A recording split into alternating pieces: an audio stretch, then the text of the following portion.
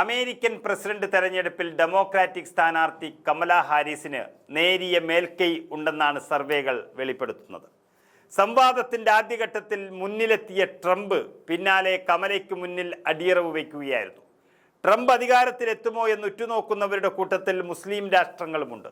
മുസ്ലിം സമുദായത്തിനെ മാറ്റി നിർത്തിയുള്ള നയതന്ത്ര ബന്ധങ്ങൾക്കാണ് ട്രംപിന് താൽപ്പര്യമെന്ന് ആദ്യവട്ടം പ്രസിഡന്റായപ്പോൾ തെളിഞ്ഞതാണ്.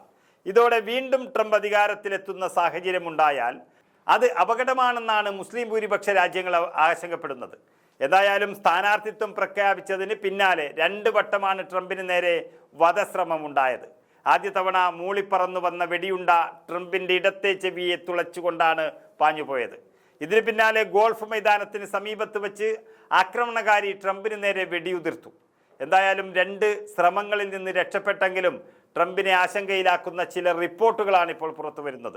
ഡൊണാൾഡ് ട്രംപിനെ വധിക്കാൻ ഇറാൻ പദ്ധതി മെനയുന്നതായി US രഹസ്യാന്വേഷണ വിഭാഗം കണ്ടെത്തിയിരിക്കുന്നു. നവംബറിൽ നടക്കാനിരിക്കുന്ന തെരഞ്ഞെടുപ്പിന് മുന്നോടിയായി ട്രംപിനെ വധിക്കാനുള്ളൊരു പദ്ധതിയാണ് ഇറാൻ തയ്യാറാക്കിയിരിക്കുന്നത്. US രഹസ്യാന്വേഷണ വിഭാഗവുമായി സഹകരിക്കുന്ന 2 മുതിർന്ന ഉദ്യോഗസ്ഥരെ ഉദ്ധരിച്ചുകൊണ്ടാണ് ഈ റിപ്പോർട്ടുകൾ പുറത്തു വരുന്നത്. എന്നാൽ ശനിയാഴ്ച നടന്ന പരിപാടിക്കിടെ ഉണ്ടായ വധശ്രമത്തിൽ ഇറാന് പങ്കുണ്ടോ എന്നത് തെളിഞ്ഞിട്ടില്ല.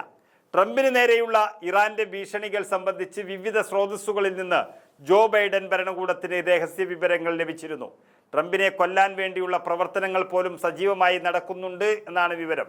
2020 ഇറാന്റെ ഉന്നതതല സൈനിക ജനറൽ ഖാസിം സുലൈമാനിയെ കൊലപ്പെടുത്തിയതിനുള്ള പ്രതികാരമായാണ് ഇറാൻ ട്രംപിനെ ലക്ഷ്യമിടുന്നത്. വരും ആഴ്ചകളിൽ ട്രംപിനെ വധിക്കാൻ കൂടുതൽ ശ്രമങ്ങൾ ഉണ്ടായേക്കുമെന്നാണ് റിപ്പോർട്ടിൽ പറയുന്നത്. ഡൊണാൾഡ് ട്രംപ് അമേരിക്കൻ പ്രസിഡന്റായിരുന്ന ഒരു കാലത്താണ് ഇറാനുമായുള്ള നയതന്ത്ര ബന്ധം മുഴുവൻ വഷളാകുന്നത്. ബറാക് ഒബാമ ഭരണകൂടവുമായി ഇറാൻ ഒപ്പിട്ട ആണവ കരാറിൽ നിന്ന് ഏകപക്ഷീയമായി പിന്മാറിയതും ട്രംപിന്റെ കാലത്തായിരുന്നു.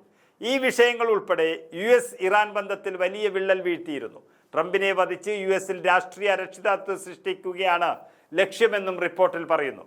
ഇറാന്റെ ഇതുവരെയുള്ള നീക്കമെല്ലാം പാളിയെങ്കിലും അവർ ഇനിയും ശ്രമം തുടരുമെന്ന് ട്രംപ് സമൂഹ മാധ്യമങ്ങളിൽ പ്ലാറ്റ്ഫോമായ ട്രൂത്ത് സോഷ്യലിൽ കുറിച്ചിട്ടുണ്ട്. എനിക്ക് ചുറ്റും ഇത്ര ബൃഹത്തായ സുരക്ഷാ വലയം മുൻപൊരിക്കലും ഉണ്ടായിട്ടില്ല. സുരക്ഷ കൂട്ടിയ കാര്യം സ്ഥിരീകരിച്ച് ട്രംപ് ചൂണ്ടിക്കാട്ടുകയും ചെയ്തു. എന്തായാലും ട്രംപിന് അധികാരത്തിൽ വരരുത് എന്നുറച്ച് രണ്ടും കൽപ്പിച്ച് തന്നെ ഇറങ്ങിയിരിക്കുകയാണ് ഇറാൻ എന്ന് നമുക്ക് കാണാം.